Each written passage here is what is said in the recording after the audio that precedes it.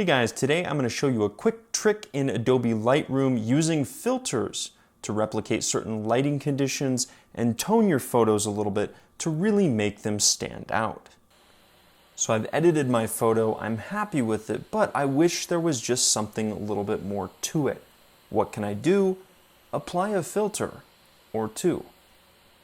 Now this is the last step of my editing process, and I think it should be yours too, because it's just going to look more natural this way. And if you mess up, it's going to be a lot easier to just take off the filter and reapply it, rather than combing through your edits and seeing if you've accounted for the exposure and the highlights and shadows and whatnot. So the first step I'm going to do is use a graduated filter right above the basic tab here, and I'm going to drag this filter in the direction that I want the light to be hitting my subject. Now you can mess with the exposure, the contrast, and all these fun little sliders up here, but I'm going to skip all those and go straight down to the color box.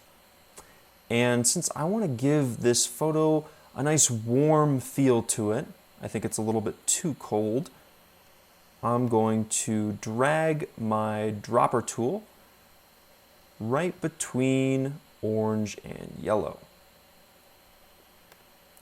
Now you can see that I have a nice orange yellowish light coming in from the left hand side, falling onto my subject and graduating through the frame. I'm going to align this as to how I would like the light to be falling on my subject. And you can play around dragging this out, making it more graduated, making it narrower. I'm going to leave it about there. Now I'm pretty much happy with my results, but what if I want to replicate a sun shining through the trees up here?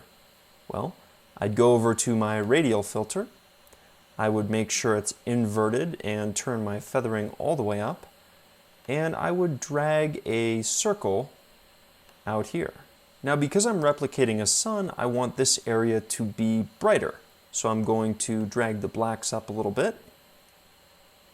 Drag up the shadows, take the contrast down just a little bit, increase the saturation a tad,